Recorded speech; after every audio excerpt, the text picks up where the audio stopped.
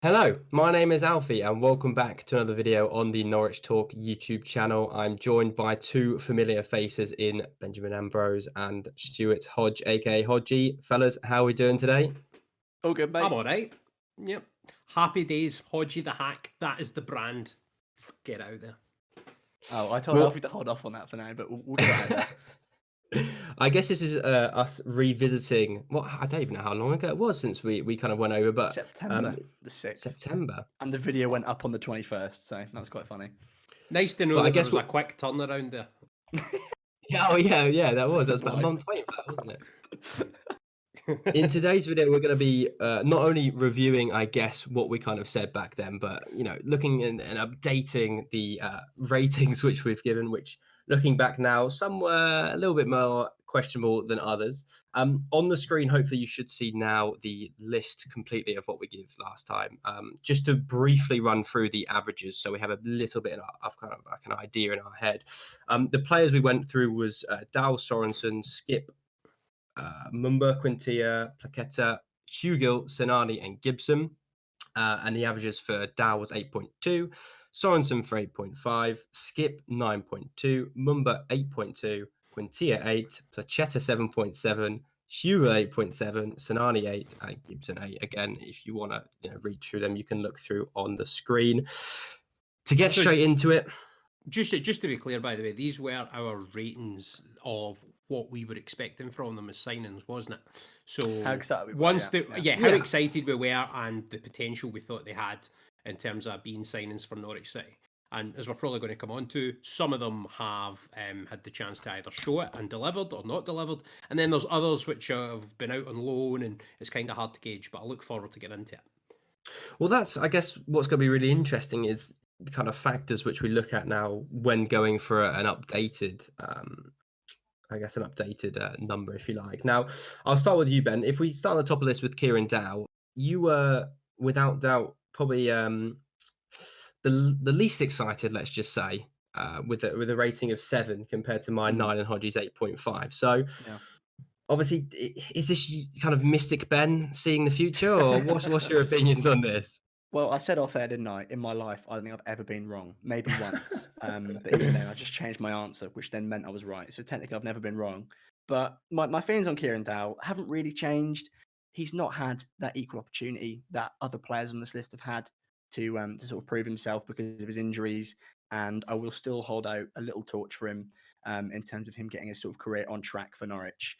But it's been quite unfair on him, really, hasn't it? I think before he joined Norwich, he was known to sort of carry a few injuries here and there. And I think the most recent one is taking a screw out of his ankle, which should mean that he should be okay from now on.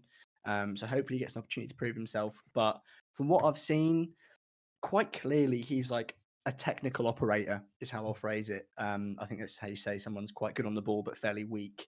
I remember I spoke to a Sheffield United fan and he said he was lightweight. So I was like, okay, this makes sense. But quite clearly he's got a decent left foot.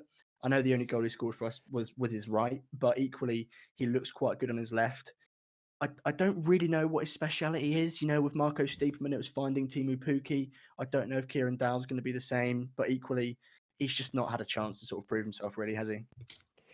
Right, so a couple of wee things in there. So before he signed, I made it I always do this with most Norwich signings. Should add that Norwich Talk always produce good videos about new signings and potential signing targets, so check them out as and when. But the reason I went for 8.5 for him is he was at Wigan last season, and I know a few people there, and they spoke about him. And when you were saying that you spoke to a Sheffield United fan, Ben, and they said he was lightweight, part of the reason or the thinking at Wigan was that he kind of knew a big move was coming, so he was making sure that no injuries befell him before that sort of chance came through. And what they said was that operating in the middle to final third of the pitch, he was really, really, really good player. And we've seen flashes of that. Like there was the wee dummy he did in the last game where it led to a good chance against Barnsley. Yeah, that back heel as well. Yeah, there was the back heel. But then again, he kept giving the ball away. And it just looks like that that cohesion with the teammates isn't quite where it should be yet. But as you say, that's partly to do with injuries, Ben. And there can be no doubt that was the big question mark hanging over him coming into Norwich. And the reason that I'm still quite hopeful that 8.5 mark that I gave could be hit is because I think there is a really good player there. I just hope we get the chance to see him in yellow and green, and that he manages to get that cohesion with his teammates, that understanding that the likes of Steeperman and Pukki, for example, do have. One thing I'm going to ask is, are we going to update these with what we think their scores are so far? Yeah, so like rating the performance so far, yeah. Right, okay, that's quite good. So this is a chance for me to attack my knowledge of football on quite a comprehensive basis. Let's have it. What about you, Alfie? What do you think in terms of, like, what were your expectations for him? Why did you go so high? I certainly fell under the trap of the hype, if you like. I think it was a mixture of, I think it was the fact that he was almost a bit of a household name in the way that he was a Premier League player at quite a respectable club in Everton, and he'd kind of been fluttered around the league. And you see this often with players, especially coming through like Chelsea youth systems, because they're always kind of loaned out. And he'd done so well previously for Wigan, and the reported fee was so low. And I think it was also a fact that we didn't really hear rumours about it, so it was just an initial reaction. And it was so positive because it was, I guess, adding so much to what seemed to be a pretty depleted attacking unit, if you like, after our Premier League campaign. So in my eyes, it was like match made in heaven. I think if you take away his injuries, which I guess is so easy to say in hindsight, I still believe that 9 is a fair rating. I just think it's so hard with the fact that he has been so injury prone. Is looking at that and thinking, well, look, if we go up, are we then going to exceed the level he is really going to be at? And if we sign a replacement, is he going to get frozen out? So I think it's more looking at that 6 months he really had to bed into the squad. With Norwich progressing how we are, is that actually going to come out or come back to kind of, even push him out of that place? That's how I think about it, at least. In a word, Troops, is he better than Andre Duda already? Has he done more Norwich side? Honestly, could not get worse. That's not hard. Yeah. So I think that says that there's a bit of success there then. Yeah. Well, let's have our ratings then. What are we thinking, Ben? I'm sticking with a 7. Okay. What about you, Hodgie? So just to confirm, right, this is what we think of his performances thus far and so what far. He's shown. Right, so there's no element of what he could be. For this one alone, right, we'll isolate this one. We have to just sort of say what he could be because he's played 4 games. But we're going to do that for a few of them then, because like the likes of Sinani, for example, like we're going to have to do something similar. So it's going to be quite hard. I think for each one we'll kind of do a mix. I'm going to do how they've done so far, how I think they might do, and then do my score calculated on the average of that. So based on that, I'm going to say 7. Because I think he's been about a 6 so far, and I think he could be about an 8 or maybe an 8.5. But we're not going to get into 0.25 scores because that just seems way too mathematically complex. So yeah, I'm going to go for a 7. Well, I've gone for a 6. Jesus, and again, you were holding a torch for him big time. Gee, where's the ball? I think that's part of the problem though, is that I over-amped it up so much. That disappointment that kicks in when he doesn't quite hit the levels. Again, similar to Hodgie, I think maths isn't emotional, mate. I fully think he could get to 9. It's just, from what I've seen, it hasn't been at that level yet. It's just been that disappointment. Not that it's his fault necessarily. All right, I guess to move on to probably the one player I didn't really think I'd be looking back and saying, wow, what a signing, in Jacob Lungi Sorensen. Now, can I just say, this was the one that I was most excited about. I remember saying that. I was. Well, that's what I was going to do. I was going to start with you, Hodgie, because you give him a 9 at the start. I mean, what are your thoughts on him now? Guy's not even a left back, mate. Like, he's not even a left back. Look at him. He's playing that inverted left back role absolutely superbly now. And there's been a couple of games, actually Luton away. It was a game I was commentating, funnily enough. Kerching. But in that game, he had a bit of a rough time of it. And I think it was from a free kick that he conceded, which was admittedly pretty soft, that they got one of their goals. But the way that he has performed in a role that he'd never played before in his career, I mean, maybe under like 10s or something, but definitely in his professional career had never played before. I think to have done as well as he's done in that role is absolutely brilliant. And I'm just so excited to see him play in midfield at some point. Like, is that actually going to be the eventual disappointment? Because you're going to be like, he's an all right left back, but he's a pretty average midfielder. This is a bit rubbish, isn't it? But in terms of a score so far, 9.5. The guy has lived up to my expectations and even exceeded them, given that he's been performing out with his normal role. So I'm not going to give a 10 out. I mean, I'm no Len with a 10 off for Strictly. So I'm going to go, if Strictly had 0.5s, that's what I'm going for. It's Hodgie with a 9.5. Lungi's been absolutely class. And the other thing that I like about him is he seems quite understated. Do you know what I mean? There's no nonsense about him. He doesn't dive about. He doesn't moan to refs. Like, there's none of that crap that you sometimes get from professional footballers now. So everything everything I've seen I like about him, and I'm really, really happy so far, and excited to see what he can do if he eventually gets a sustained chance in a central midfield berth. That said, the pairing we've got at the moment, I'm really happy with. What about you, Ben? Honestly, I was so excited for this transfer. Honestly, I remember I said in a lot of the sort of post-season analysis of 1920 was that was the position I wanted to strengthen. Now, I know he's played left back, but that's why I was excited. Now, as a left back, two things. One thing surprised me, one thing didn't. One thing that didn't surprise me, that he's very good at one-on-one defending, and to be a holding midfielder, you need to be. And he has been sublime at that. It's ridiculous how good at that he's been. That hasn't surprised me. What has is the fact, what should I call it? His attacking intent is really, really good. And we haven't missed Xavi Quintilla, I don't think, at all. Because when Quintilla got injured, I thought we'd missed sort of the natural width he brings and that ability to get the ball forward from the flanks. With Sorensen, it's at least the same, if not better. And what really sort of intrigues me is the fact that Sorensen, he could have had 5-6 goals this season. I know he scored against Forest, I think, wasn't it? But he quite easily could have had 2 or 3 more, which is really important for this team. We know how important width is to Norwich. And as Hodgie said, I'm very excited to see him in his natural position. And what I find interesting is that I think at his club before, he was a number 8. And I think the plan was to make him a number 6. And the experience he'll get in left back will help that job. So it'll improve his defence, but also his ability on the ball, which is just outrageous. And if he was to turn out to not be particularly brilliant in centre mid, I would be very, very upset. But I'm going to give him a 9 because I absolutely love that man. See, the one thing I would just qualify that with is there does seem to have been this narrative that he would get turned into a number 6. And I understand the thinking behind that. But if you look at the analytics, right, which are becoming more and more of a dominant factor in the game today, his analytics for the yards he covered at his previous club are in any given game suggest a really good box-to-box shuttling midfield player. And I think it might have been that made Daniel Farke go, do you know what? He's maybe the guy to try in this position.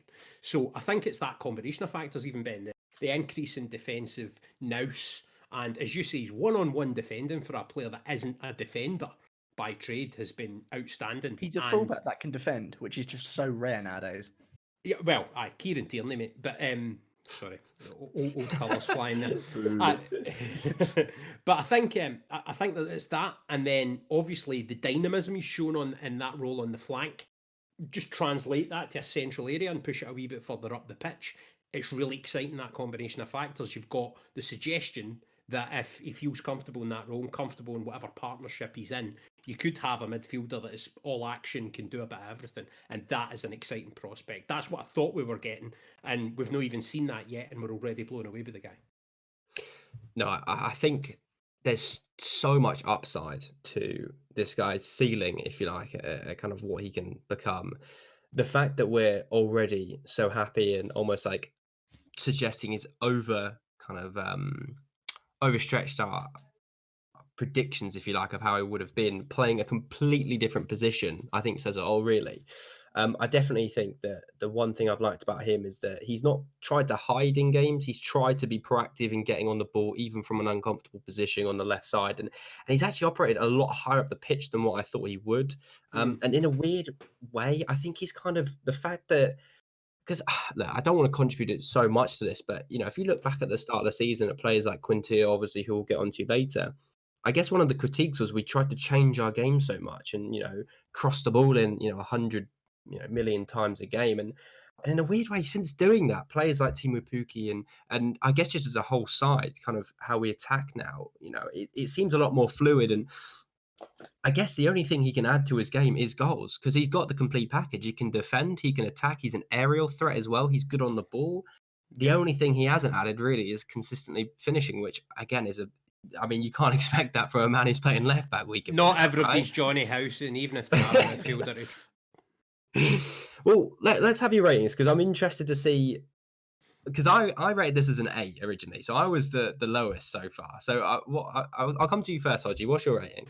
Sorry, I gave it earlier. I'm saying 9.5. I was right out the gate with it, because I kind of there's going to be a few of these where I'm like, oh yeah, they don't know anything about football players, but this is one where I feel I called it correctly. I think we've got an absolute gem here, and what excites me as well is he's not someone that people for other clubs have spoken a lot about yet. I mean, I know it's quite early in his Norwich City tenure at the moment, but nobody's really speaking about him yet, and I like that as well. If he sets the Premier League alight next season, hint, hint, we're going up. Hint, hint, we're winning the title. But if he sets the Premier League alight next season, then maybe people will start talking about him. But I think he'll be ours for quite a wee while, and that's exciting as well. So 9.5. Did you give a 9.5 as well, Ben? I think I missed that as well. I'm pretty sure I gave a 9, which is embarrassing because that was about 30 seconds ago. So yeah, I'm going with a 9 now. I'm pretty sure I did. I also went for a 9.5 because I underestimated him incredibly. I guess to move on to one man who we didn't underestimate, and I'll come to Ben first. I can see the grin on his face because he was, again, Mystic Ben, you could say, again, about this one. And that was Oliver Skipp. Now, I'll reserve what I'm going to say till once I've heard you boys. Can I say, or any that hot sounds a bit takes? ominous. Ooh, hot takes. But I'll come to you first, Ben. Obviously, you rated this a 9.5. Me and Hodgie also rated this a 9. So, it wasn't like we were kind of too far away, but you were very excited for him joining. Yeah, it wasn't a hard one to call. It really wasn't. I've got a mate who is a diehard Spurs fan, and he was saying to me, like, we were genuinely chatting about getting Skipp on loan. I think we were sort of saying it in jest, really, because I didn't think it'd be realistic for a player of that caliber to be joining Norwich. Although I think I sort of underestimated the value of Norwich and developing young players at that time. But he was saying that this guy is the real deal, and he's been the real deal. He has been absolutely superb.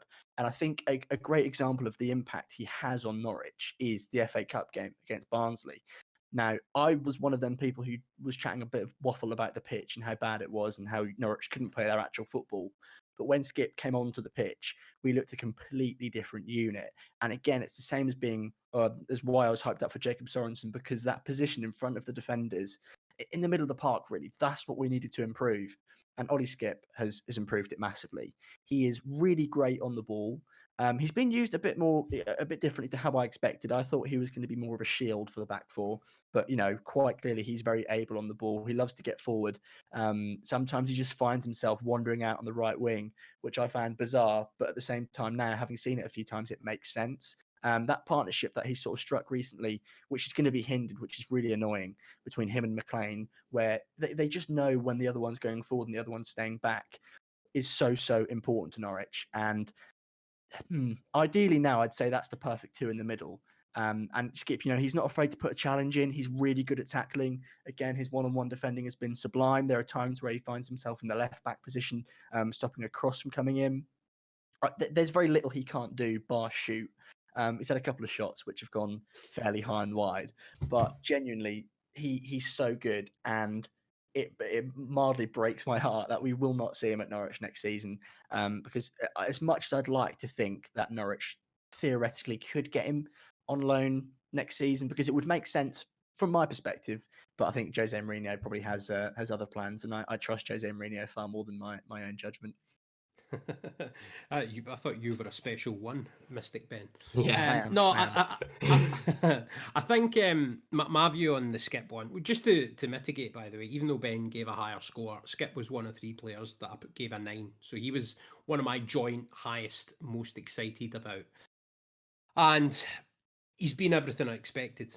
I didn't expect him not to be an influence this season. I expected him to come in and really show his class, and I think he's done that. I think the one question mark you could have levelled is putting that responsibility on someone as young as he is, despite obviously the maturity he shows in his game and character as well.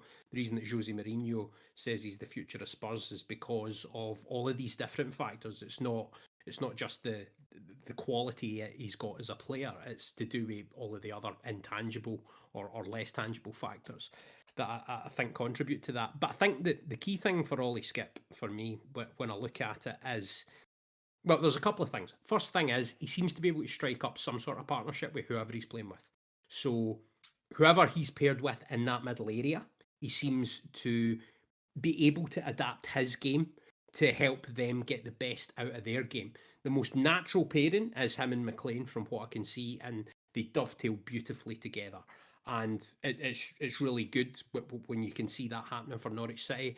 Another thing, which wasn't the second thing on my list, but I just want to throw in there as well, is see when you look at what we were lacking last season, and I think you were kind of alluding to it, Ben. If we'd had Ollie Skip last season, we would not have been dominated in midfield. You can't say this, Hodgie, please. I genuinely believe that we would not have ran over time and again in the midfield area the way we were last season, because he has that combination of sort of, like, he's got a really good football brain, but he's also got the body for it. He's got good body and nice. Good athletic skills. I think that would have made a massive difference. But the second thing that I want to point out is it's not just his partnership with the guy in the middle.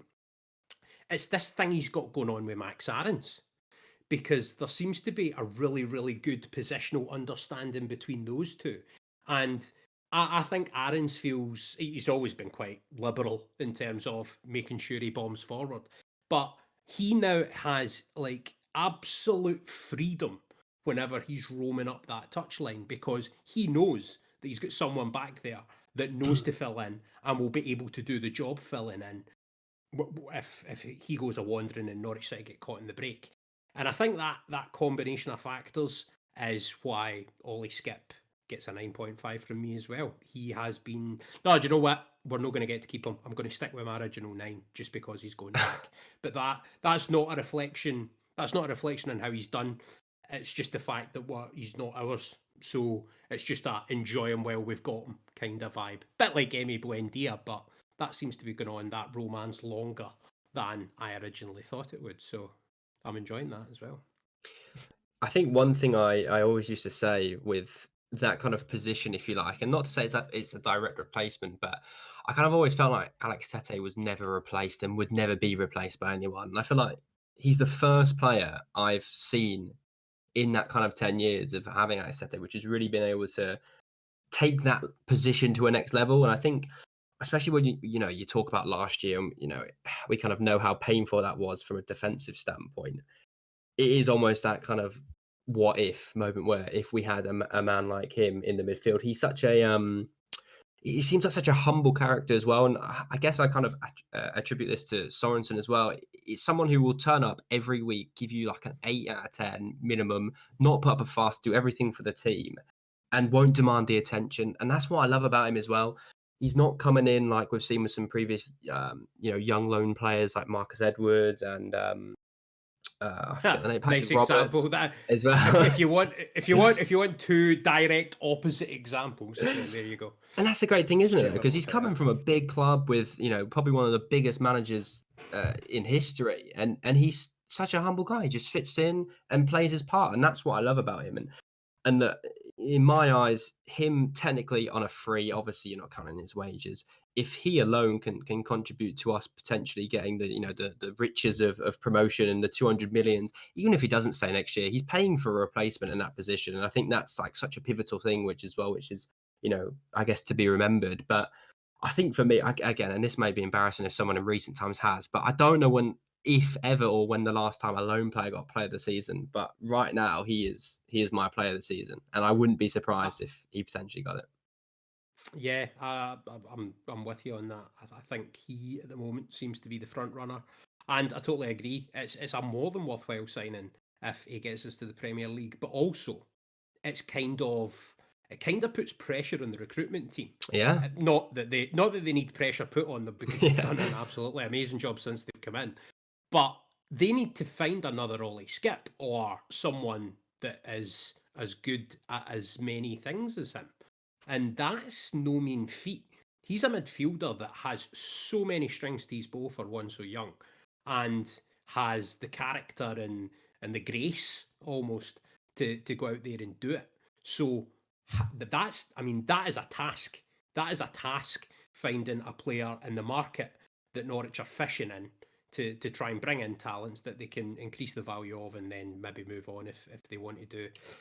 Then that's not going to be an easy job. And the thing is, it seems like one of those where you would maybe need to buy two players to do the vast repertoire of stuff that he does. And that's the thing. I don't want that. I want another Ollie Skip. So, pressure's on. It feels like a Ben White with Leeds this summer, doesn't it? Where it was so pivotal to them finally getting over the hump of getting promoted. But that kind of realization of he's not ours, and no matter what I put on the table, he's not going to come here. And I think that is going to be, like you say, Ben, and even Hodgie as well, that is going to be that realization, which is going to be quite tough. Now, he is the only one I've given this to, but I have given him a 10, personally. Oh, it's a 10 from Alfie. I'm about to top that. I've given him a 10, so it is a 10 from Ben. Look at that. Ben. But Hodgie, 9.5, wasn't it? Do you know what? I'm now Craig Revel. Like, that's the thing. Like, I'm saying it's a 9 from me. Just change your answer. Mate.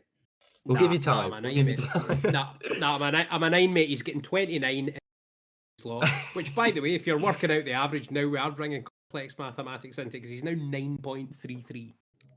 That is definitely an improvement on the 9.2 previously. I guess to kind of move on to a play which we probably haven't seen feature as much as maybe I'd like to, because in the short spurts we've seen him, he's been promising, and that is Ballymumba. Now, I won't toot my own horn. I give the highest rating last time for this. Whether or not that's a good or bad thing, I still haven't worked that out yet. But I'll come to you first, Hodgie, on this one. We kind of were pretty around the board of an 8. I think at the time it was very much a signing of, look, we got him for really cheap. He looked like a great player, but he hadn't got much experience. I think he was playing like the 8th tier of English football. So, I mean, what's been your thoughts of the kind of short spurts we've seen him so far? Flashes, isn't it? It's flashes of what could be. I'm going to stick with my original 8 here, and that's because he's not shown me enough that I think he's going to be a game-changing signing for Norwich City. Do I think he could be a first-team squad member, given time and a bit of development? Yeah, probably. He's also looks to be kind of versatile in the sense that we've heard he's a wing-back. He's obviously played in the centre of the park, but I feel his best game was when he was playing as a winger, when he came on. So that's a kind of interesting sort of set of factors all at play in there. And I think it might have been the games all roll into one for me, mate. Like, to be honest, now the season turnaround is that quick. But yeah, I think Ballymumba has done what I expected. He's shown flashes of what could be. Given what we paid for him, it's a good value for money signing. And I mean, at the moment it's an 8. That could go up if he begins to show a bit more. But I think with a lot of these younger players, and this is where we're so good as a football club now, is we seem to be, and Daniel Farke especially, it just seems to know when to put young players in and give them a chance, and when to just take them out and give them a bit of breathing space. And that's the thing for me that I'm really pleased about, is I think we've got so many players who are on a good positive pathway, and I know that their development is going to be well served at Norwich City Football Club. I'm not looking at players and thinking they'd be better off getting a chance elsewhere. Even if they're not playing first team games, they're going to get a loan that's good for them. Look at Fan Melo. Is a good example of a player that, if Norwich City had a defensive crisis akin to last year, again during January, we would have recalled him from his loan at Charlton. There's options here, and there's players coming through right the way through. And so Ballymumba, just to kind of round it back off to him, is indicative of a wider culture and a wider picture at the football club at the moment. So he's getting an 8 right now, but there's not a thing to say that couldn't go up in future if he gets a bit more of a chance, whether that be through injuries or anything else. But I think there's a reason he's not getting a chance, and that's the reason it's not above an 8. It's not because he doesn't have the talent necessarily. It's just he's not at the stage yet that he's ready to get thrown in. Sometimes football throws in a set of circumstances where you need to throw someone in, aka Daniel Barden, right?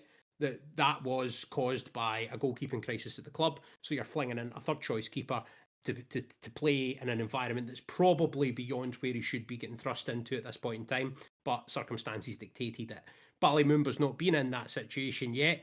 If, touching wood here that it doesn't happen, something happens to Max Aarons, say, then that could change. We might see a bit more of him, you know? So that's the thing. Another thing for me is, even though he is kind of right-sided, the fact that rather than giving Mumba a chance, they chose to redeploy Sorensen, which has proved to be a masterstroke, obviously. That said to me that kind of indicates where they think he is in his development. So, yeah. Are you considering that he was injured for 10 weeks and then got COVID? Yeah, I am. But I also think that I think we would have seen more of it. There has been opportunities to see more of him, and we've not seen more of him. Do you disagree? Because I was just thinking when you said that. Ben, you go first. Well, all I've got to say was just the injuries. When you were talking, I don't know if you'd forgotten, but it's just the fact that he's been out for so long. But if you're not, that's totally fair enough. The only thing I'd say, or I could add, rather than echoing what Hodgie said, is that the moment that I'd like to pick out is Swansea. Obviously, I mentioned this at least once a podcast. He was fantastic in that game, won Norwich the game, whatever. But what I really love about that game is Swansea are a team who are going to finish second, maybe third. A really, really good team. Came to Carrow Road, played better than us, probably deserved the points more than what we did. If Jamal Lowe had sort of learned how to shoot by that point, we would have lost that game 2 or 3-0, right? But in that game, Daniel Farker brought on Ballymumba, brought on Josh Martin, these young, inexperienced players, because by his judgment, they were ready to play. Now, this isn't really a praise of Ballymumba, and I'm going to bang the Daniel Farker drum once more, and I'm sure I will many times more. But that moment and his name, Ballymumba's name, reminded me of how just sort of excellent everything is at the club at the moment. And that's the only thing I can add about Ballymumba is the Swansea game.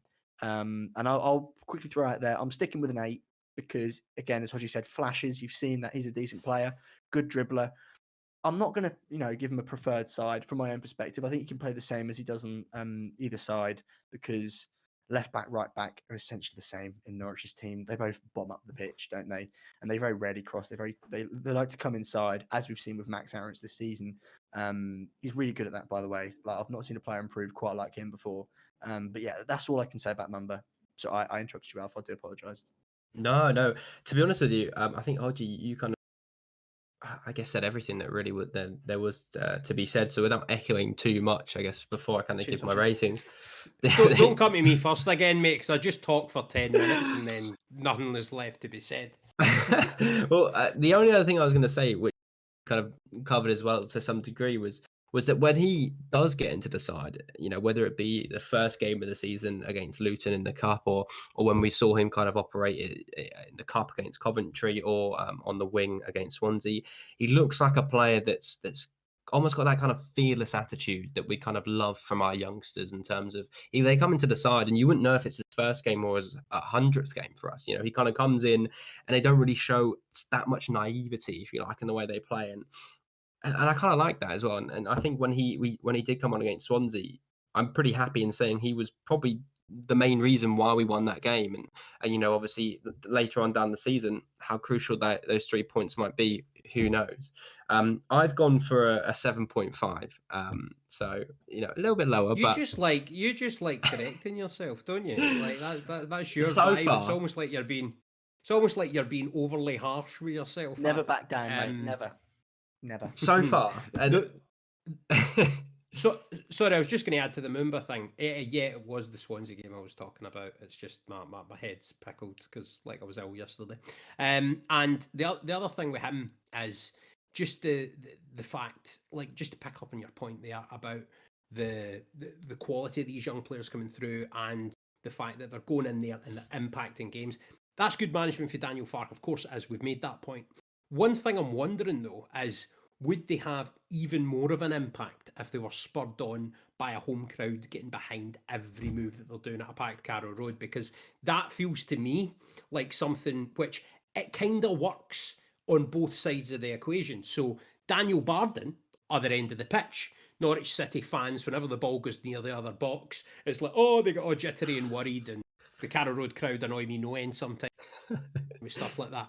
But Daniel Barden might have felt under a good deal more pressure than he did in the games had the crowd been there. However, a player in a more attacking area or who has got the opportunity to get into more attacking positions would probably benefit from that extra encouragement you get for the crowd getting right behind you, and especially having the impact that Martin's had in some games and Mumba's had in others.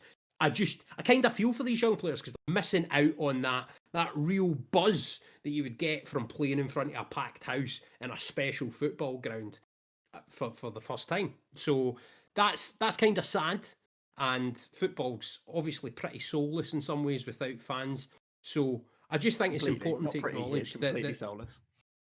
Yeah, so I think it's important to acknowledge that these young players are missing out on something a wee bit, but also the fact that the crowd not being there, or the capacity crowd not being there, is a huge factor and has an influence, both positive and negative, depending on the player and the situation and whatever.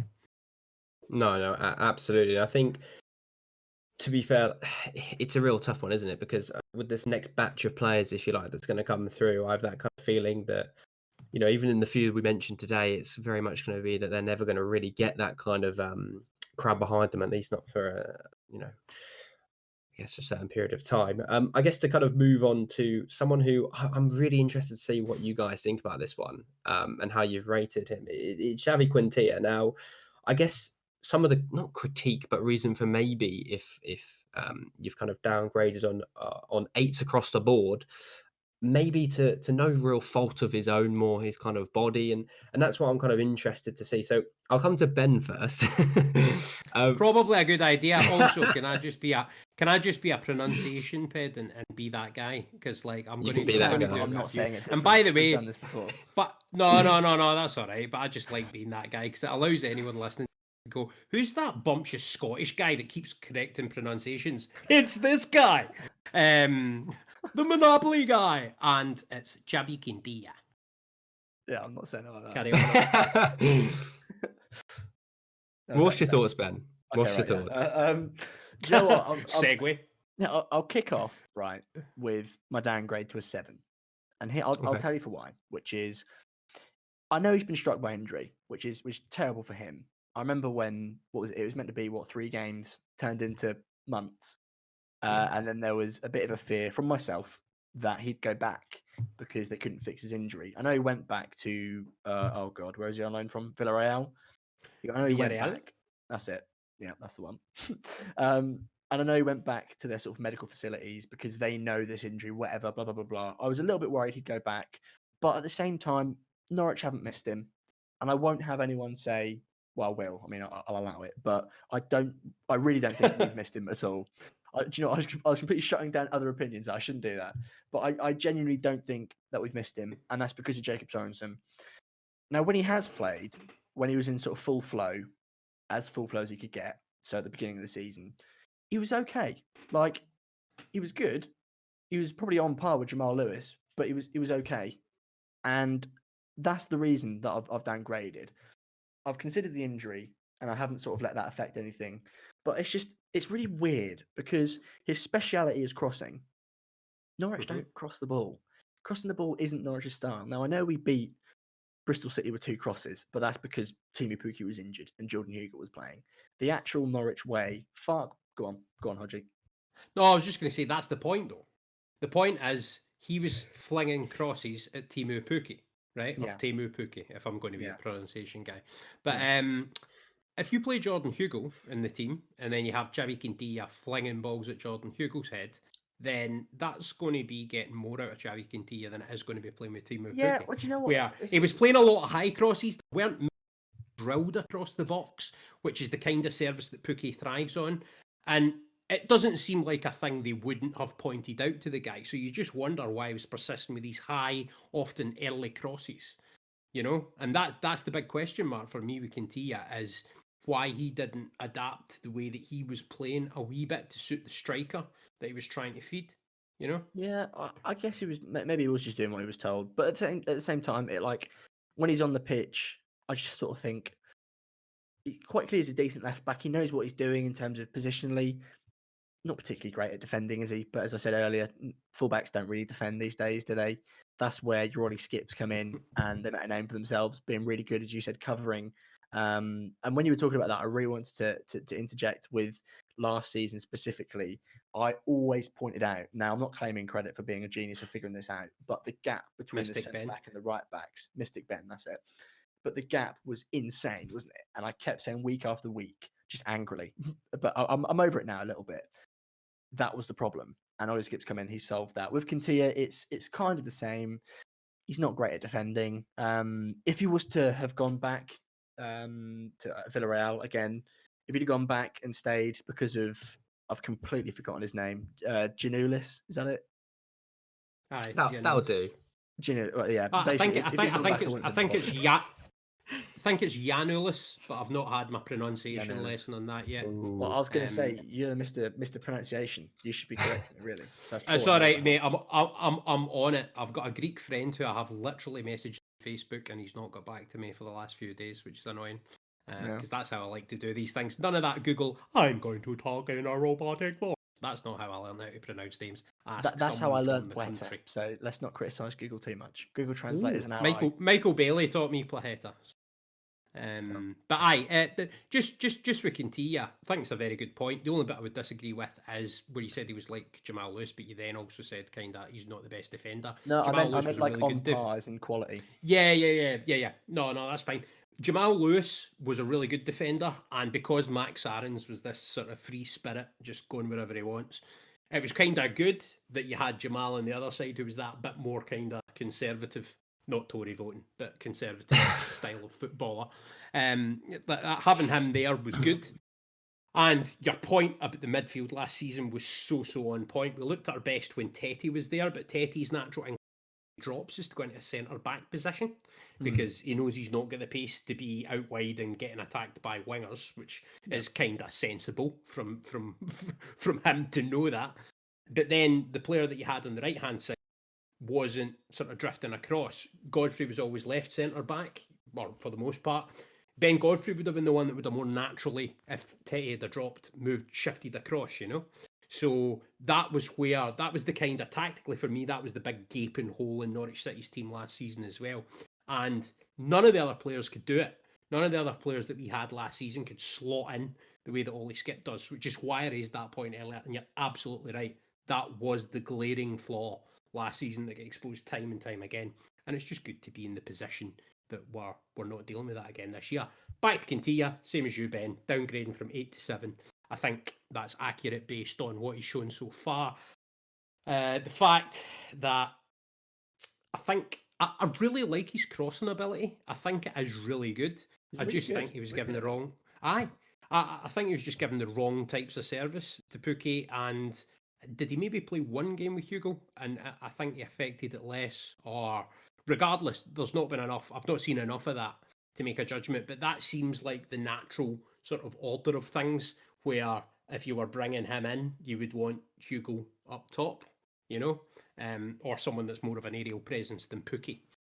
So, yeah, down to pretty much. Down to a 7, but again, not too disappointed, just kind of on par with what I thought, just not quite up to the level it could have been. I feel like the only thing we can really be disappointed about is the fact that he's just not featured as much as probably what we anticipated at the start of the year. I feel like we've definitely kind of gone over some of our concerns at the that we kind of listed in the first video, where we kind of said, well, he's not really stand out at anything apart from his crossing, and evidently, as I kind of mentioned earlier with Sorensen, and why I give him such a bump up, it was because he fitted the style of play that we had going forward and defensively.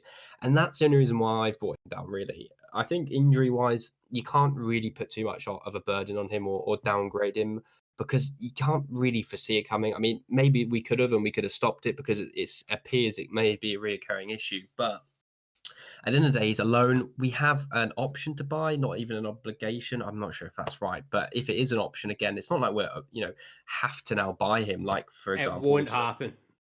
Is it an option?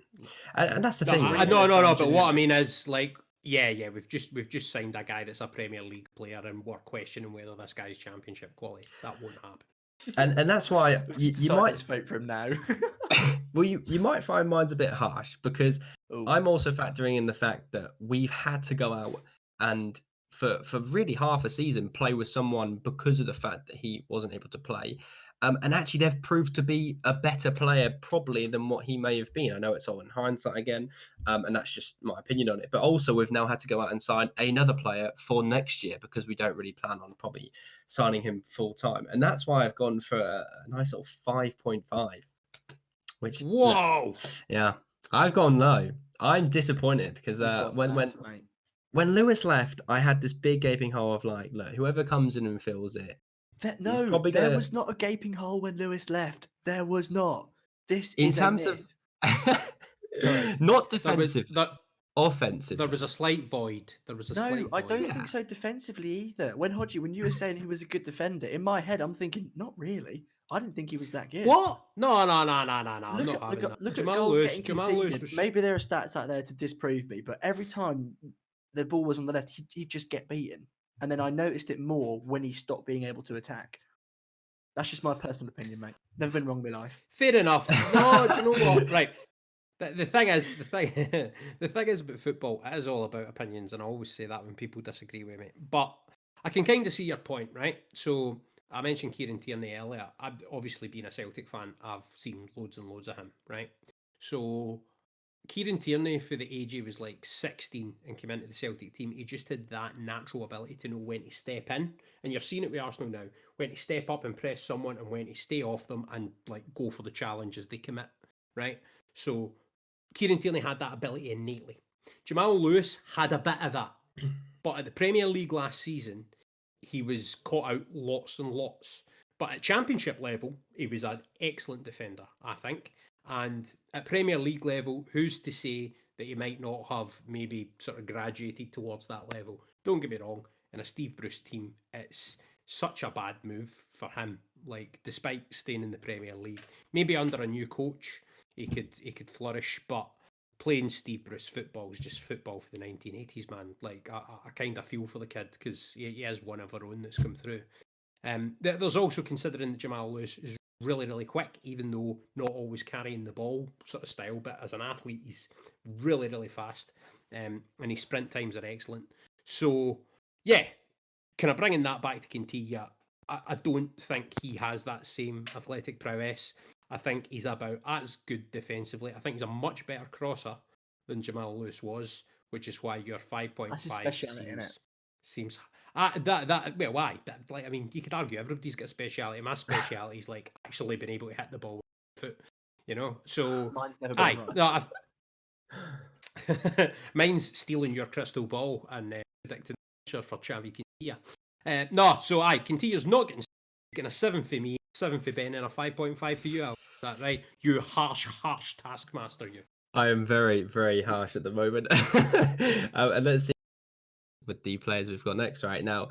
Again, I will say a pronunciation which will very much annoy, no doubt, both of you in Placetta. I'll wait for that to be corrected later on.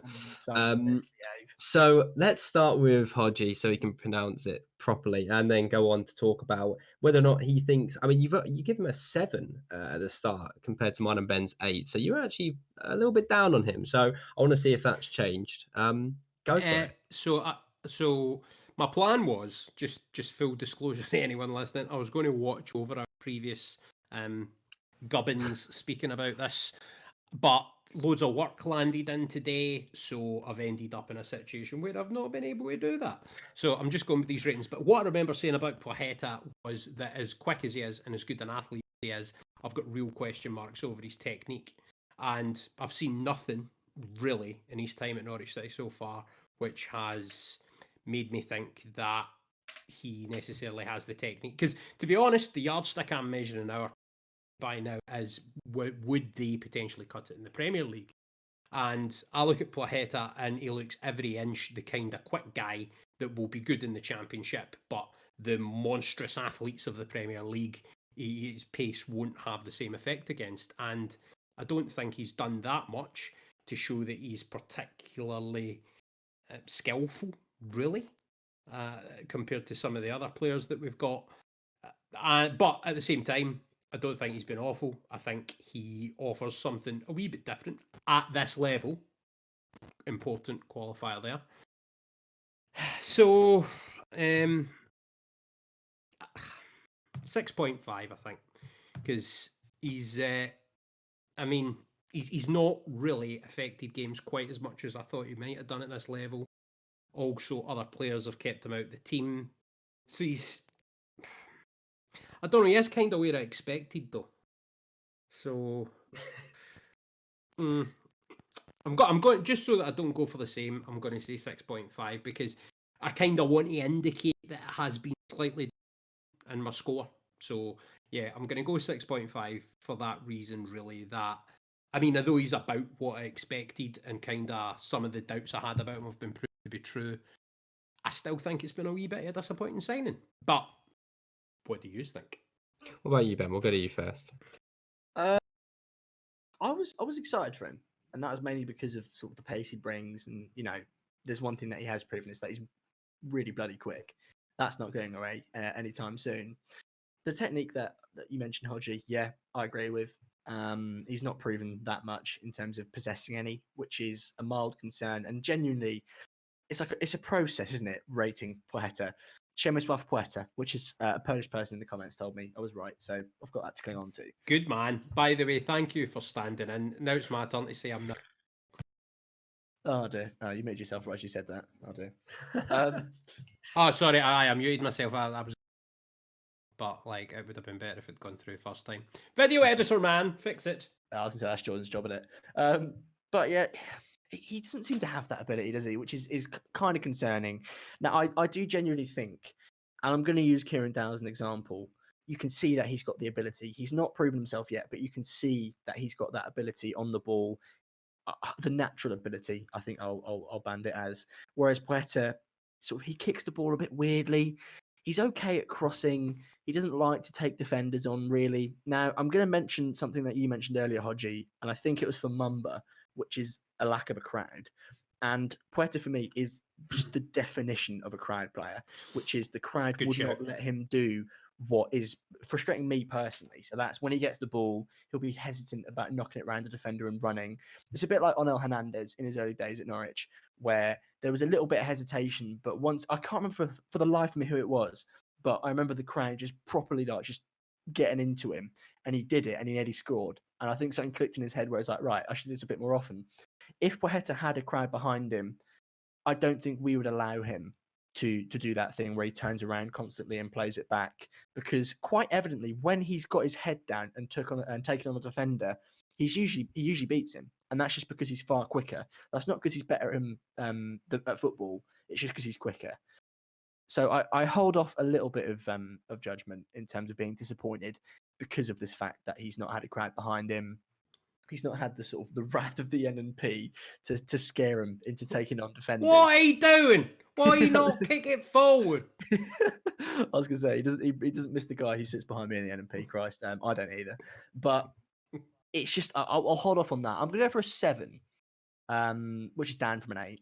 Which is, there's ability there. And I remember saying before that with Poeta, it was going to be a case of, can Daniel Farke coach this very raw talent? Now, the term raw is often tossed about in football, isn't it?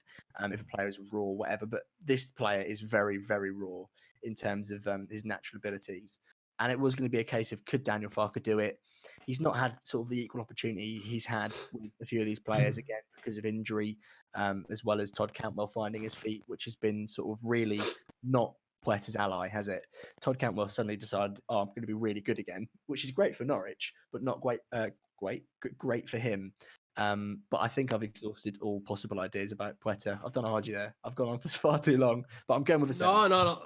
I think you made some really good points. You've actually taken all my points. My points were mainly going to be about his lack of opportunity as well, to a degree, due to Todd Cantwell. Yeah, I definitely agree with the fact that not playing in a stadium for him probably means that he kind of maybe looks back or doesn't go forward probably as much as we'd like. I think the big thing for him is his decision making or lack thereof. We've seen it in even recent times. I think of Cardiff away. He had 4 or 5 glorious opportunities, and on 2 or 3 of them, he could have just passed it back to Hugo or across to Todd. And you just think, what if? And it was almost like early Nathan Redmond. Disregard the point of technique, but his decision making, where it was like he'd just randomly shoot or try and beat a guy, and he probably shouldn't have, and that's how it feels. Whether or not he's going to be able to progress at the speed of what this team is progressing, i.e., if we get promoted, will we want to spend the time to try and progress him into a player, or will we look to potentially use players like Todd Cantwell, or if we sell them, sign players as opposed to promoting them? We'll see. But I've gone for a 7 because I still, like you say, think there's a player in there. I just don't know how much work. At some point. Yeah, go for it. Sorry, I don't know when you're going to finish or not, but I just want to say that since Redmond left, you noticed it with Redmond. It was a really good point.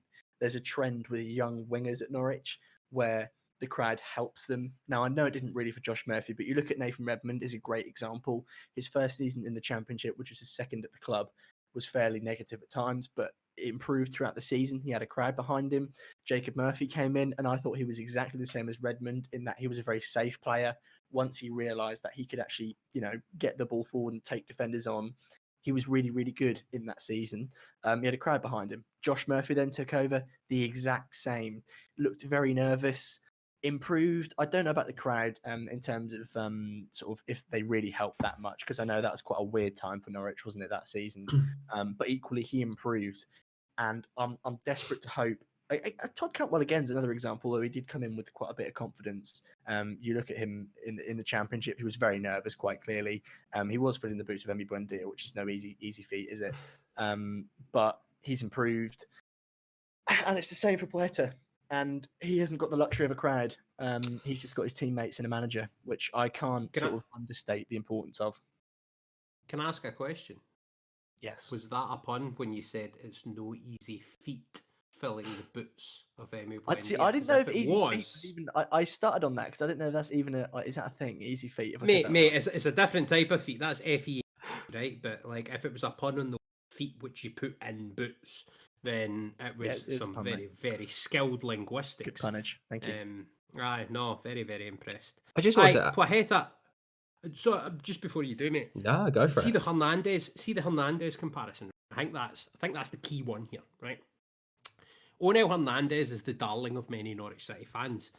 He frustrates the living daylights out of me. Absolutely. Lovely guy. Absolutely. Argos love him, right? But like, there's loads of elements of his game that I find really frustrating.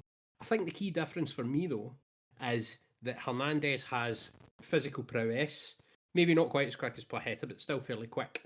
But he's also got a bit of technique, right? But his decision making is pretty awful at times. He's right? Sometimes, occasionally, he'll take too many players on. Exactly. Whereas Plaheta, right, as you say, the crowd thing's an interesting factor. I think I'm doing a tribute act to your curtains here, Alfie. Like the way that I've moved my hair. I'm not deliberate, by the way. But I think part of it is the fact that Plaheta doesn't seem to even have that level of technique from what I've seen yet.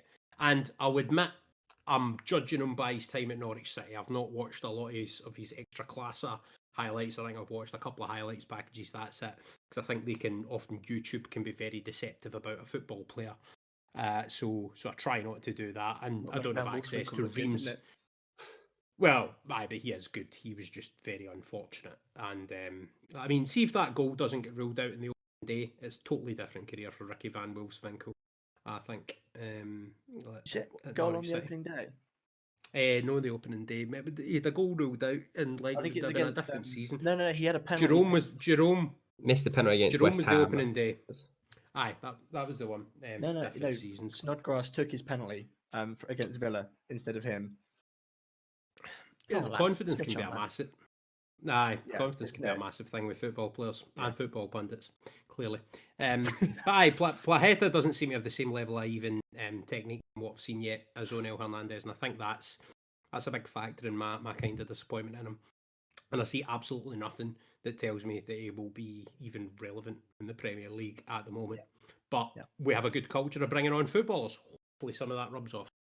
Well, that was one thing I was just going to say, was just on the point you kind of touched on earlier. And what I guess is interesting now when I kind of reflect on that crowd aspect is probably you could say his best game in a Norwich shirt was Preston at home, which was his first performance, with a home crowd, albeit 2,000 people. But I'm, sure when you're kind of starting off in a new country for a new club, going from no fans to 2,000 still makes a big impact. And, he kind of recovered from that probably miss of the season, if you like, to then come back and score and really looked quite up for it. So I guess that's just something which I didn't really take into account until you said there, Ben. I guess to kind of move on to Hugo, unless anyone else has anything to say about Plaqueta, or however you say, I'm not even going to try it. There we go. Plaqueta. I need like a soundboard that I can just press for all these pronunciations. And that is Jordan Hugo. Now, I guess I just want to kind of clear the air with this one, because I've been very much banging on the Jordan Hugo drum a lot this year. Maybe not on this channel, but on previous channels. And me and Hodgie rated him at a 9. And I think what's clear is that this has definitely changed a lot, because if you'd have asked me about 3 weeks ago, I would have probably given you about a 6. And I won't give my one yet. I'll come to Ben first, but I guess I'm assuming it's been very much manipulated over the last couple of weeks of how he's played. Yeah, do you know what? I think, because I did watch a little bit of the other podcast back, I was sort of riding a high, because I gave that rank after the friendly where he scored that really nice goal, and I think that might have knocked it up a rating. But the thing with Jordan Hugo is he's just not. He's a plan B, sure, but he's not the talisman. And in a championship, fingers crossed, Hodgie said we're going to win the league, so I assume we're going to. In a potentially championship winning season, you want that talisman. Who was it last time? It was Teemu Pukki. He kept scoring. We're not going to have that this season, which is harsh on Pukki, because he's been injured again. He's had whatever problems he's had. That disruption. Don't need it, mate. By the way, don't need it. Don't need a talisman. Evidently, we don't, which is why I think my personal rating on Jordan Hugo was a little bit harsh. Like, as you said 3 weeks ago, I would have said 5, 6. But after, I think it was the Bristol City game, he said in the interview with Sky, he's like, I don't really judge my game off goals. And I thought, as a striker, that's a bit weird. But then I thought about it a bit more. And I was like, the role he plays with this team, we spoke about him, must have been a couple of podcasts ago, Alf, and we were saying about how I like seeing him come off the bench, protect a lead. He's had to step up recently, hasn't he? Because Teemu Pukki's been injured. He scored against Bristol City and was decent against, it was Cardiff, wasn't it? He was really unlucky not to grab himself a goal. And I have this newfound appreciation for him. That said, I've gone down to a 7, because I want to retcon that in terms of the fact that as a footballer, he's okay. He's not technically gifted. But what I really like about Jordan Hugo is his desire, and as well as his natural fitness, because quite clearly he can go for 90 minutes in terms of hustling and bustling defenders. But what I really like about him is that sort of that grit. And that is where I think theoretically I could prefer him over like a Jordan Rhodes, for example, where if Jordan Rhodes was to go missing, he would go missing, and then you wouldn't have an alternative to Teemu Pukki. This is all theoretical. But with Jordan Hugo, where sometimes you lack that goal-scoring ability, he'll fight anyone you put in front of him. And that's a personal preference of mine. I called for more of it last season, where Norwich were too light, they were too lightweight, too soft. But Jordan Hugo is the exact opposite of that. And for me, in terms of character as well, and I'll mention this about Ben Gibson as well, yeah, he's quite clearly just a huge character. You look at them little videos that the club put out, he's just having a good time, isn't he? And what's good is that he's not kicking up a fuss. You look at maybe a Josip Dermot, for example, who, when things didn't go his way, it got a bit salty. There was a bit of bad taste left. Just released a couple of singles, mate. He was more interested. He's interested in his music, whereas Jordan Hugo is more interested in fighting people. That is absolutely my preference. And I know I wrote an article for the Pinkin about when we lost to Sheffield United, so the last game before the lockdown, where Billy Sharp, who by no means is a great footballer, he scored a header and was just giving the Norwich City centre-back so much grief. And I was like, we need this desperately. And I think come the end of the season, say Norwich City hit 100 points, Jordan Hugo scored 6 or 7 goals, we'll really appreciate the job that he's done.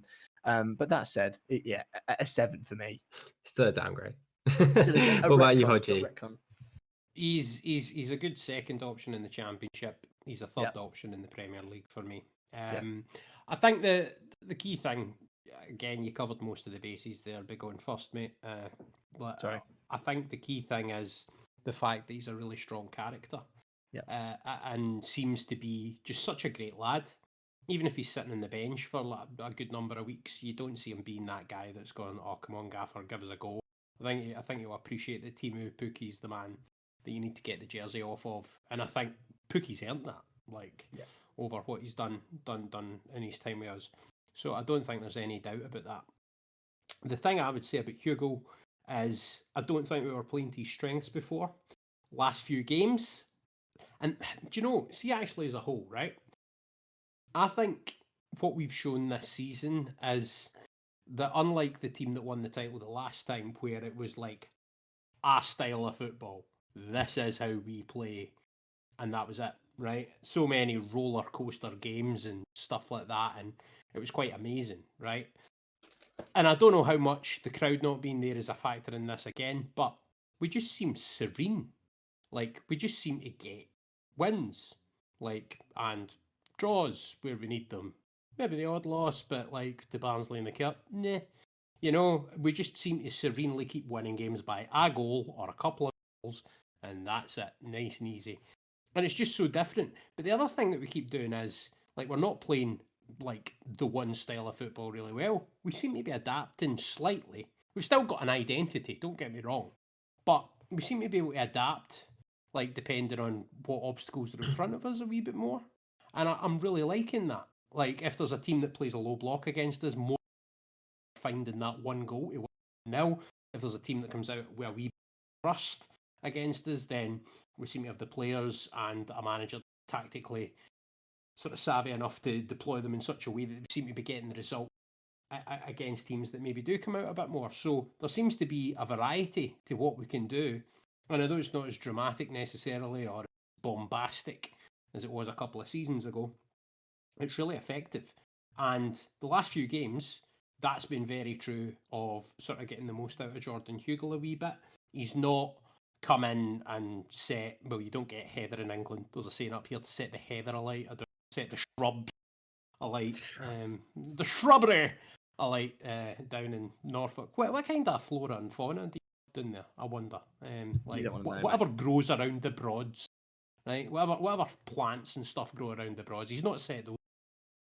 But what he has done is he's come in, he's a great character, he's been an effective different option, and I think he's scored a few goals, but it's not about that, it's about the overall contribution himself says, and as you pointed out, Ben. So on that basis, I think I was just excited to have a different style of striker when I gave him my 9 in the. Looking back on that, it's the first one I look at. All of the rest of the judgments in the summer, I kind of stand by on the basis at the time. I think it was an accurate reflection of how I thought then. Giving him a 9 then was just oh my goodness, someone that's not Timu Puki can play up front for us, maybe regularly, and score goals in the Championship. So I gave him a 9. Probably a more realistic expectation for him at the time would have been an 8. And I think he's only underwhelmed slightly. So I'm going to go 7.5 for Hugo. Because I think he's been decent. And I think, obviously injuries permitting, depending how much we get to see him, I think he will be an option for us back when fit and can do something maybe score a few key goals in the running. You don't know, depending on what we've got available when. And just on the striker issue as a whole, one of the you could probably list Farke-isms. I've got a bit of hair that's really annoying me. Sorry. I think I need to visit your barber again, Alfie. Aye. Swaggering Jacks. Go give us money, Swaggering Jacks. That's my favourite Norwich barber. Anyway, I think on the striker thing as a whole, one of the favourite Farke-isms is to find creative solutions to any problems, right? And what we have done this season is he has found creative solutions, such as turning Jacob Sorensen into the best inverted left back of all time, but arguably. Definitely, I can't remember a better non-left footed Norwich City left back. Anyone who's commenting on this, hit us in the comments if you think I'm wrong, if you can think of one. But that's a creative solution. A few times a season, there's been creative solutions in different areas of the team, and that's also the reason that I'm not panicking buying another striker in this window. I wouldn't be surprised at all if Giannoulis is the only other player that we get in during January, and I imagine we're going to score for as like at some point at the end of this, because it seems the logical thing to do. The only thing I maybe see us doing is just to sort of shore up the gap there and not put too much of a burden on Daniel Barden. That's the only thing I could potentially see happening. But the fact that we're not clamouring for because normally Norwich City fans would be panicking, like going, "Oh, what are we going to do? We've not got an actual striker." But we seem to be just sitting in the situation where we're like, "That's fine. Daniel's got it, mate. Daniel at the wheel. It's fine." And whatever creative solution he finds, I back it to be the right one.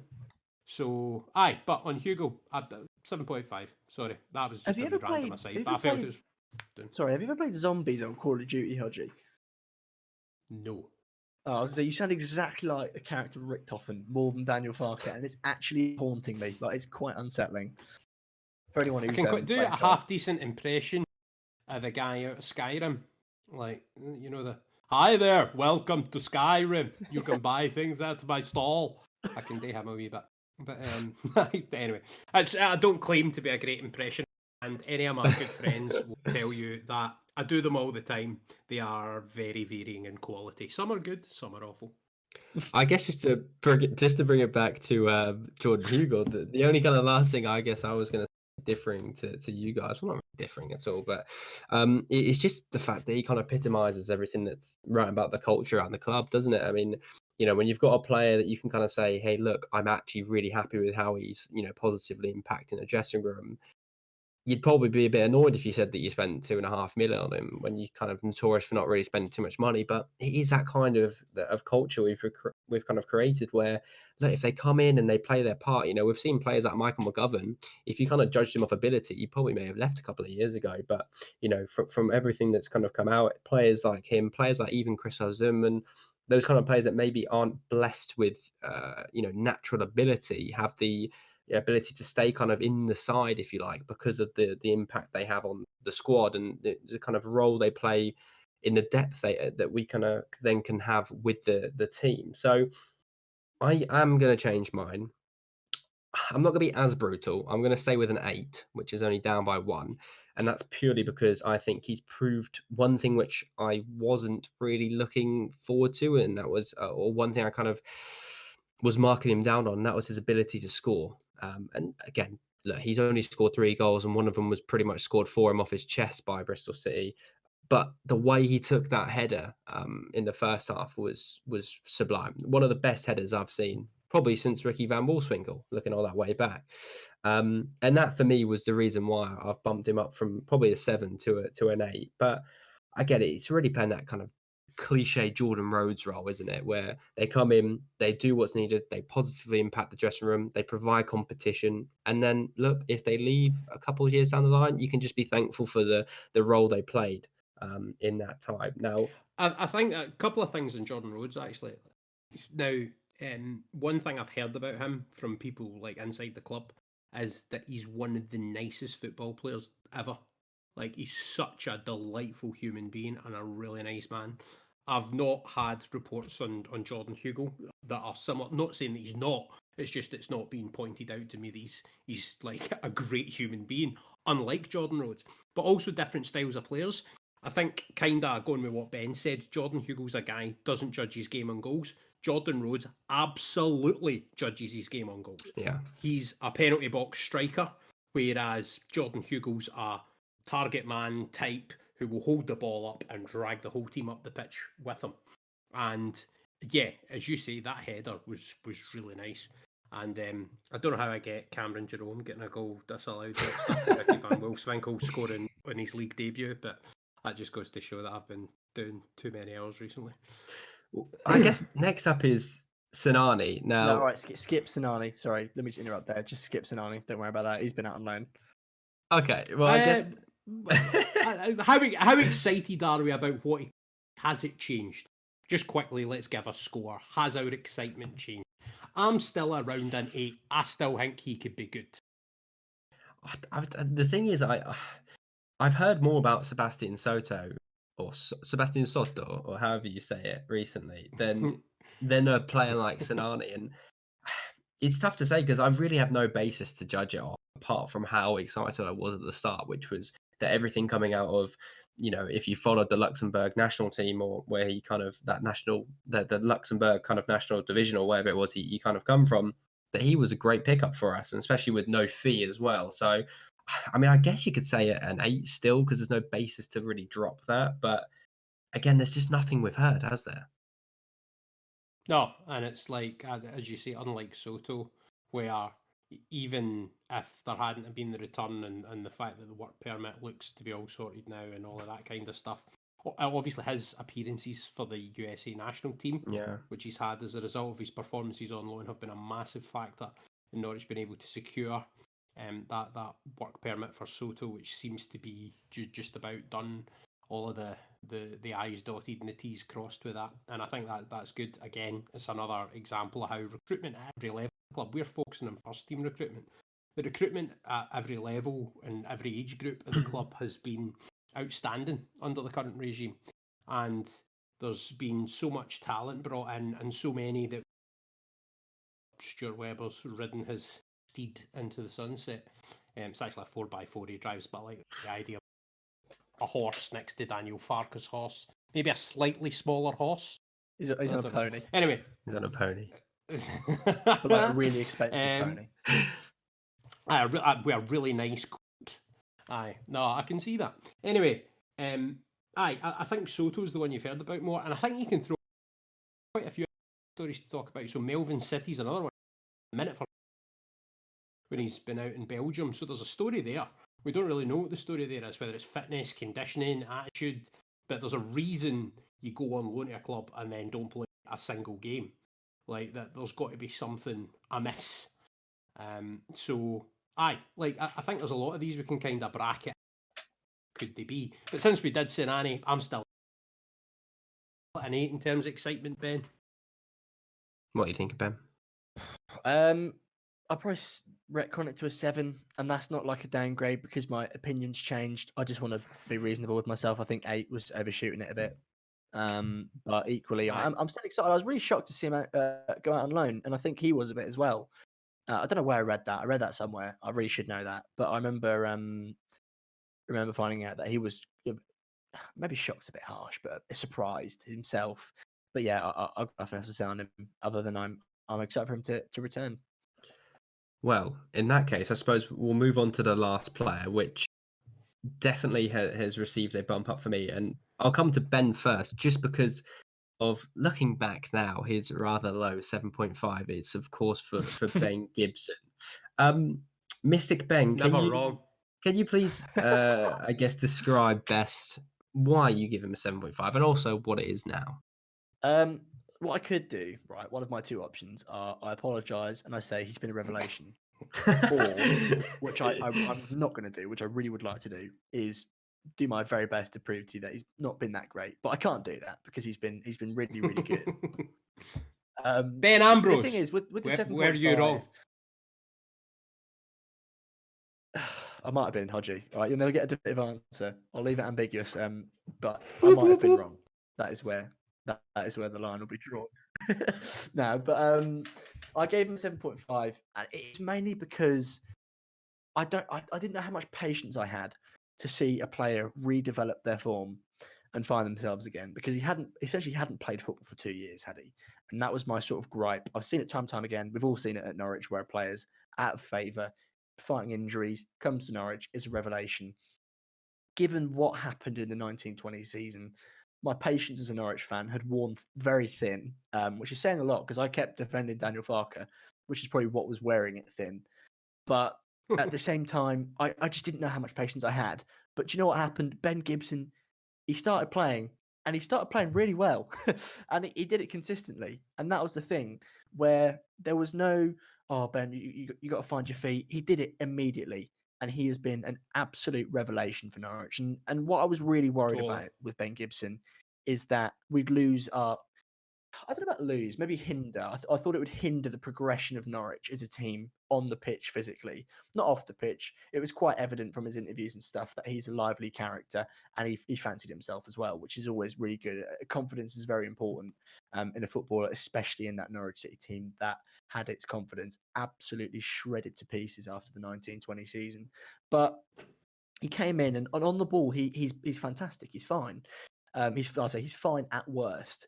Where he gets the ball, he's always passing it forward, and that's really, really important. Whether it's a simple pass to the midfield, whether it's Sorensen who's progressing up the pitch a little bit, he can't really consistently hit that sort of switch of play to Max Aarons like Ben Godfrey could. But to sort of caveat that, he has that ability, he has that defensive know-how to not get caught out.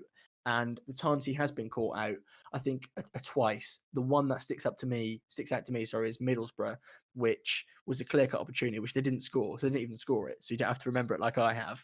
But he's so intelligent in every aspect of the game. The only thing that I would change is the fact that he's not particularly quick, is he?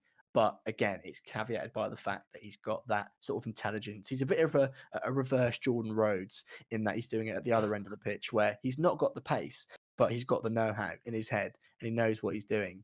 And I think my biggest praise for him is the fact that I couldn't find the stats before the podcast, but he's leading quite a lot of departments in terms of passing in the Championship for defenders or in general, I don't know. But that says a lot, especially considering how many passes he'll attempt. Usually when a player sort of attempts many passes, their percentage will be a little bit lower than someone who's playing safe. But no, it's not been the case with Ben Gibson. That's less true as centre backs, like generally. I swear I was thinking that in my head as I said that. No. Everything else you said was spot on. It was just your rating the last time was way off. Whereas I gave him an 8.5 because I was really excited to see what he bring to the team. I thought, I obviously the injuries were a worry, but like with some players you've seen. That was one big period of injury. Whereas it's not like some play. Yeah, but it progressed into like loads more sort of going on around it. Like one big sort of period of injury for him. Whereas in terms of other players, it's the players that come back. Like so, maybe like a Kieran Dowell, it could end up having a career like this, where they come back, they offer something for a wee while, then another strikes them. Whether it's the same recurring injury or something else, and you get players that just happens with. They just seem to be prone to injuries. Whereas with Gibson, it was a period of, injury and circumstances that prevented him from playing football. So when he came, I thought at the Championship, this is a good signing. It's going to be a success. I was kind of confident that we were going to end up without Godfrey. And on another podcast that I was on, we were having the conversation, are Norwich a better team despite Ben Godfrey's undoubted quality as a footballer? And in terms of ability level, I think he's better than any of the defenders maybe that we've had in the modern era. Like he's got all of the attributes, I've said this before, required of a Champions League standard player. He can do a bit of everything. But are Norwich City a better team defensively without him in it? Yes, we are. And the big reason for that is Ben Gibson. I personally, I liked Turner and Basong a lot as a partnership, right? And it's the last partnership I remember liking. See when Michael Turner was fit and you'd said Basong. Yeah, do you remember that? Any takers on this? Yeah. Right. I liked that partnership because I thought it dovetailed beautifully. Basong was a bit quicker. Turner was big beanpole, sticking the head on it. It was good. Well, I say beanpole, that suggests that he was decent set of shoulders as well. I think in terms of a partnership, this is football's changed a bit since then, even in that sort of relatively short span of time in the great spectrum of things. Football's adapted. Defenders in particular have had to really adapt to become ball playing players, to become players that can do bits of what all the other outfield players can do. It used to be that if a defender could kick it and head it, that would kind of do. Like even at the some of the kind of top levels of football. Whereas now it's become a requirement that all defenders need to play. Ben Gibson can do that and then some. And I think the partnership with him and Hanley, where Hanley's deceptively quick. People forget this about Grant Hanley. Grant Hanley's actually really, really quick and he's brave, right? Whereas Ben Gibson's a bit more just like sort of calm, almost like the kind of guy at the front of the ship that's just kind of surveying what's in front of him. Whereas Hanley's down there shoveling coal or whatever you do to make a ship run, right? Like, that's the kind of vibe you get off them, that really cool characters, and that they're really, they just complement each other so well.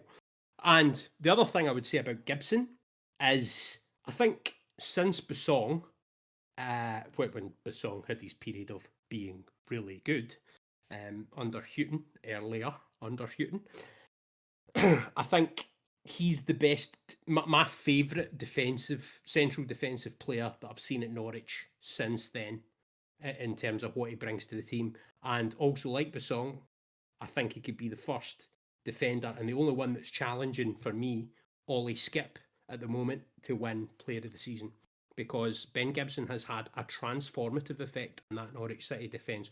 Also, this partnership, if it stays fit, is a far more feasible partnership in the Premier League. Not maybe some of the bigger teams, it's going to be hard for them, but Gibson and Hanley have the right level of experience, the right level of nous, the right sort of complementing abilities that we are not going to get absolutely milled in the Premier League after week with those two at the back, the same as we were last year. No way. So, ratings-wise, Gibson, it's a 10 for the Hodge. Oh, wow. Didn't think I'd say that. Didn't think I'd say Neither that. did I. Neither did I. I just did it for dramatic effect, because it was... But no, genuinely, like, it would have been a 9. But yeah, I think he's my Player of the Season. So for that, it's a 10. I think Norwich is definitely reaping the rewards of a modern day left-footed ball-playing defender who can kind of play out on that left-hand side. I think the thing for me was, I guess in discussion with Ben Godfrey, is that there was no doubt that Ben Godfrey probably had a much higher ceiling than a player like Ben Gibson. But right now, in terms of his current ability, I think evidently, as it's been shown, he's a far better player than probably what Ben Godfrey is. And that's not to discredit him. It's just to say, look, Ben Gibson, when we think back to the side we beat in the playoff finals, for Middlesbrough, he was a big player, and someone that in the league meetings we really struggled against and had a fantastic defensive record. I think they were one of the only teams to go down, but with such that low goal difference. I don't know the exact stats of mine, but I remember him being kind of a statement in that Middlesbrough defence. And it was just really whether or not he could unlock that after a kind of troubled time at Burnley. And I think thankfully for our sake, we've got that option to buy or obligation to buy 8 million, because if we had to renegotiate after we went up, it would probably be a lot more for an English ball playing defender. That's a really good point. That's an absolutely good point. I think again, it just goes to show the prudent business that Stuart Webber and the recruitment team tend to do. I imagine it's Webber's who's the guy that gets the paperwork over the line. And well, I say I imagine, I know that's the fact. with that in mind, I just think it's such prudent business again, because you're absolutely right. Burnley would quite rightly, looking at the way he's performed, demand 20 million plus for him. You know what I mean? Especially the fact he's English, by the way, which is becoming more and more important a factor, having homegrown players. So yeah, I mean, not that Norwich City are wanting for them, because we have an academy and it's lovely. But I think that element is massive. Brilliant point, Alfie. What's your score? My score is a 9.5 because he's second in my Player of the Season. But again, I love the fact that I know he's going to be ours, and I think I'm surprised in a way back now, the kind of reversal like you did with Skip and Gibson, because I know that he's going to be our player at the end of the season. I think that does excite me quite a lot going into next season's campaign. I don't know about you guys. I think that's that. It depends what criteria you apply, and that's what's fun about doing this, is we've all got different kind of reasons for stuff. But if you're going to adopt my methodology, then feel free to knock it up to a 10 and knock Skip down. Mate. Just do what you want, man. There's no pressure. The words are out there. I can't go back on what I've said. A bit like Ben with his 7.5 at the start of the season. He's never wrong. Amazing. Well, that is a good point now to end it off on. With no one else to discuss. I mean, thank you made it to the end. I guess to kind of before we end it off, Hodgie, where can people find you? What's going on with you? Is there anything you want to kind of plug before we end it off? Not yet, but there is something in the works. Stay tuned. Not yet, but stay tuned. There is something in the works, and I can say that I've been very, very assisted by many people involved with this. Hodgie's OnlyFans account. Yeah, and it's actually a Patreon, guys. Come and hit my Patreon. No, genuinely a joke. No, there's going to be some cool stuff. You can find me on Hodgey the Hack, and if you search Hodgey the Hack on all of the major social media sites and networks and channels and stuff, then you will find some stuff. And if any of it piques your interest and intrigues you, then fire me a direct message on Twitter. Amazing. Get on it, definitely. Or you'll hear them coming through your Skybox, I'm sure, one day as well. I commentate games as well. That's just the other side bit. Yeah, I'll always plug them on. Amazing. Well, from us guys at Norwich Talk, we'll hear you back on, well, I don't know when our next video will be, but I'm sure it will be out very soon with the upcoming games on the week. Be sure to like and subscribe the video, and we'll see you again very soon.